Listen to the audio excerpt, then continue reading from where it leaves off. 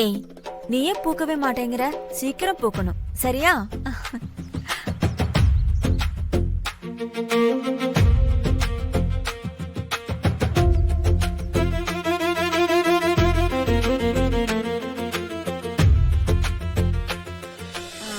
அத்த, என்ன செடிங்க கிட்ட பேசிட்டு இருக்கீங்க?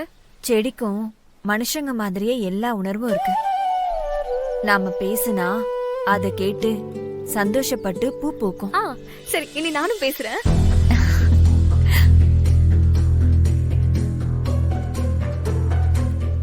என்னாச்சு? ஏதோ சொல்ல வந்து தயங்குற மாதிரி இருக்கு. அத்த, நான் ரொம்ப உரிமை எடுத்து இப்படி கேக்குறேன்னு நினைச்சுக்காதீங்க. இது வரைக்கும் இப்படிலாம் நான் யார்கிட்டயும் கேட்டதே இல்ல. அப்படி என்ன கேட்க போற? சரி கேளு, என்னால முடிஞ்சா கண்டிப்பா செய்றேன். ஒரு 25,000 ரூபாய் கடன் வேணும். அத்த, நான் இலவசமாலாம் கேக்கல. இங்க சம்பளம் கொடுப்பாங்கல்ல, அதை வச்சு கொஞ்சம் கொஞ்சமா வாங்கின கடனை கொடுத்துடுறேன். என்ன சிரிக்கிறீங்க? இவ வாங்குற சம்பளத்துல அந்த காசை திருப்பி கட்ட முடியுமான்னு நினைக்கிறீங்களா?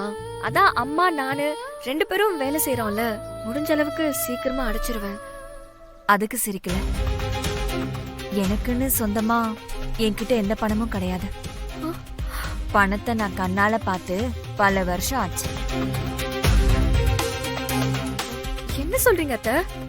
இவ்ளோ நாளா இந்த வீட்ல வேலை பாக்குறீங்க, அப்புறம் எப்படி உங்ககிட்ட பணம் இல்லாம இருக்கும்? என்னால நம்பவே முடியல. இந்த வீட்ல நான் சம்பளத்துக்கு வேலை பாக்குறேன்னு யார் சொன்னது? இங்க நான் வேலை பாக்குறேன், ஆனா சம்பளம் கிடையாது. ஐயோ, என்னத்த நீங்க பெரிய ஏமாலியா இருக்கீங்க? யாராவது சம்பளம் இல்லாம இவ்ளோ நாள் வேலை பாப்பாங்களா? என்னத்த இப்படி எல்லாம் பண்றீங்க? 24 வருஷமா நான் இங்க வேலை பாக்குறேன், ஆனா நான் சம்பளம் வாங்குற வேலைக்காரி இல்ல. அத்த, சத்தியமா நீங்க என்ன சொல்றீங்கன்னு எனக்கு புரியல. கொஞ்சம் புரியுற மாதிரி சொல்லுங்களேன். சாமந்தி, சில கதைகள் எப்பவுமே சொன்னாதான் நல்லா இருக்கும். ஆனா சில கதைகள் வாய் விட்டு சொல்லவே முடியாது.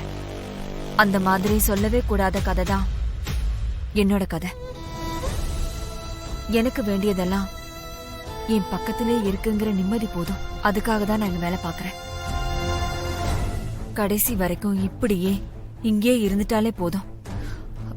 இதுக்கு மேல தயவு செஞ்சு என்கிட்ட எதுவும் கேட்காத.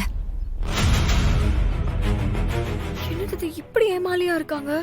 24 வருஷமா சம்பளம் வாங்காம வேலை பாக்குறாங்க, கேட்டா என்னென்னமோ பேசுறாங்க. சத்தியமா எனக்கு ஒண்ணுமே புரியல.